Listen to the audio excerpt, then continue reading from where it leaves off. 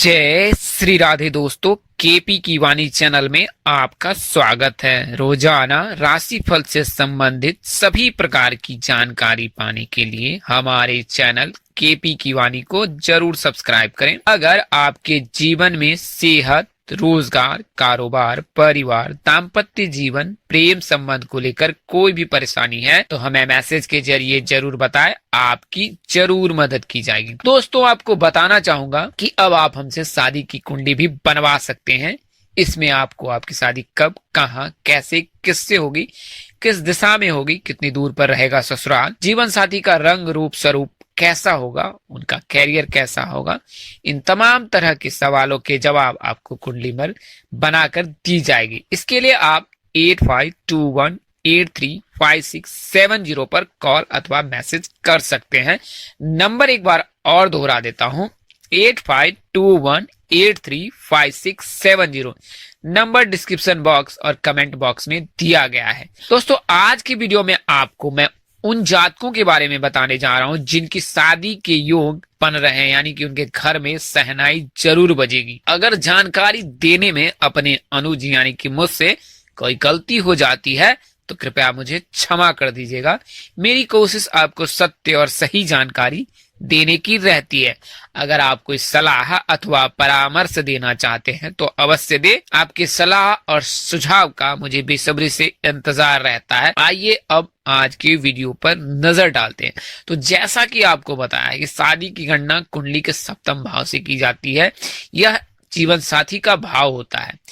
इस भाव में बैठने वाले शुभ और अशुभ ग्रहों का प्रभाव आपके जीवन पर पड़ता है और वैवाहिक जीवन पर भी। इसी आधार पर आज मैं आपको बता रहा हूं। आइए बारी बारी से जानते हैं। सप्तम भाव का स्वामी खराब है या सही है, वह अपने भाव में बैठकर या किसी अन्य स्थान पर बैठकर अपने भाव को देख रहा होता है तो भी शादी के प्रबल योग बनते हैं। सप्तम भाव पर किसी अन्य पाप ग्रह की दृष्टि नहीं है तो शीघ्र शादी के शुभ संकेत हैं। पाप ग्रह किसे कहा जाता है तो मंगल, राहु, केतु और शनि को कहा जाता है। और शुभ ग्रह बुध, गुरु, शुक्र, रवि, चंद्र को कहा जाता है। तो पाप ग्रह की दृष्टि अगर सप्तम भाव पर नहीं है तो शीघ्र शादी हो जाएगी। अगर कोई पाप ग्रह सप्तम भाव में नहीं बैठा है, शुभ ग्रह सप्तम भाव में नहीं बैठा है तो भी शादी के योग बनेंगे। यदि सप्तम भाव में सम राशि है तो भी शादी के योग बनेंगे। सप्तमेश और शुक्र सम राशि में है तो भी शादी के योग बनेंगे। सप्तमेश अगर बली है तो भी शादी के योग बनेंगे। सप्तम भाव में कोई ग्रह नहीं है तो भी शादी के योग बनते हैं। किसी पाप ग्रह की दृष्टि सप्तम भाव और सप्तमेश पर नहीं है तो शादी के योग बनते हैं। दूसरे 7वें 12वें भाव के स्वामी केंद्र या त्रिकोण में है और गुरु से दृष्ट है तो शादी के योग बनते हैं। सप्तमी की स्थिति के आगे के भाव में या 7वें भाव में कोई क्रूर ग्रह नहीं है तो शादी के योग बनते हैं। यानी कि अगर सप्तम और अष्टम भाव में क्रूर ग्रह यानी कि पापी ग्रह नहीं है तो शादी के योग बनते हैं। आइए अब ग्रह की स्थिति जान लेते हैं। तो सप्तम भाव में अगर कोई शुभ ग्रह है तो शीघ्र शादी होती है, अशुभ ग्रह है तो शादी में देरी होती है। तो जो जातक की आयु 20 वर्ष हो चुकी है और सप्तम भाव में बुध बैठा पड़ा है तो शादी के योग बनते हैं। अगर गुरु बैठा है और कोई पापी ग्रह की दृष्टि नहीं है तो शादी के योग 24 वर्ष तक हो जाते हैं। अगर शुक्र बैठा है और कोई पापी ग्रह की दृष्टि नहीं है तो शादी 26 वर्ष तक हो जाती है। अगर सूर्य बैठा है और कोई पापी ग्रह की दृष्टि नहीं है तो शादी 27 वर्ष तक में हो जाती है।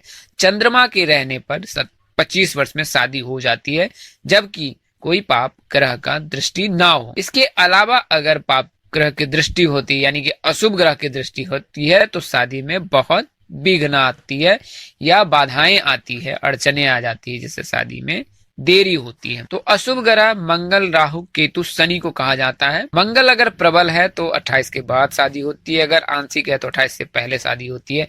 अगर मंगल लग्न में है, चतुर्थ भाव में है, अष्टम भाव में है, दसम भाव में या द्वादश भाव में है तो लड़का या लड़की मांगलिक कहलाता है। किंतु इसके जो प्रभाव होते हैं वो अलग अलग होते हैं। अगर लग्न में बैठा है मंगल तो उसका प्रभाव सबसे ज्यादा माना जाता है। इसके अलावा 8वें भाव में भी अगर मंगल रहता है तो उसका प्रभाव ज्यादा होता है।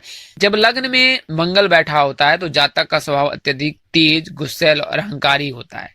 चतुर्थ में अगर मंगल बैठा होता है तो सुखों की कमी करता है और पारिवारिक जीवन में कठिनाइयां आती हैं। अगर सप्तम भाव में मंगल बैठा रहता है तो वैवाहिक संबंधों में कठिनाई आती है। अगर अष्टम भाव में मंगल रहता है तो सुख में कमी, ससुराल में सुख या ससुराल से रिश्ते बिगड़ जाते हैं।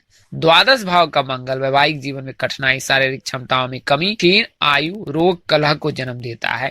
इस तरह से ये मंगल दोष के प्रभाव हैं। इसको आप मंगलवार का व्रत करके, महामृत्युंजय मंत्र का जाप करके कम कर सकते। इसके अलावा जिन जातकों की शादी में देरी होती है, खासकर लड़कियों की, तो उनके लिए कुछ सटीक जानकारी देता हूँ, इसे आप जरूर अपनाएं। तो यदि विवाह प्रस्ताव में व्यवधान आ रहा हो तो विवाह वार्ता के लिए घर आए अतिथियों को इस प्रकार बैठाएं कि उनका मुख घर में अंदर की ओर हो और उन्हें द्वार दिखाई न दे, यानी कि उल्टे साइड से बैठे, तो फिर शादी के योग बनने लगते हैं। यदि मंगल दोष के कारण विवाह में विलंब हो रहा है तो कमरे का दरवाजे का रंग लाल अथवा गुलाबी रखना चाहिए। मंगलवार के दिन लाल चीजों का सेवन कम से कम करना चाहिए। लाल रंग के प्रयोग का भी कम करना चाहिए। कई ज्योतिष लाल रंग यानी कि लाल रंग के वस्त्र पहनने के सुझाव देते हैं, कई ज्योतिष नहीं देते। तो आप स्थानीय ज्योतिष से संपर्क कर जो उचित रहे वह कार्य अवश्य करें। लाल चीजों का तो सेवन बिल्कुल ही ना करें। हनुमान चालीसा का पाठ करें, मंगलवार का व्रत करें। विवाह योग्य युवती के कक्ष में कोई खाली टंकी, बड़ा बर्तन बंद करके ना रखें।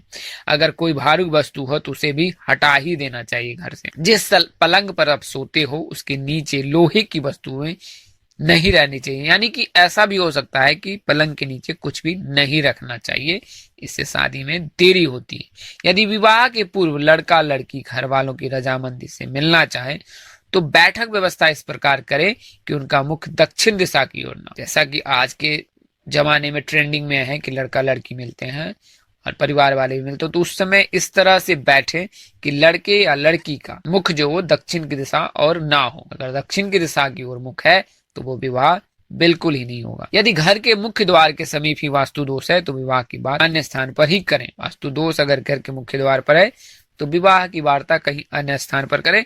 घर में अगर बेटी जवान है और उनकी शादी नहीं हो रही है तो कन्या के पलंग पर पीले रंग की चादर बिछाएं, उस पर कन्या को सोने के लिए कहें।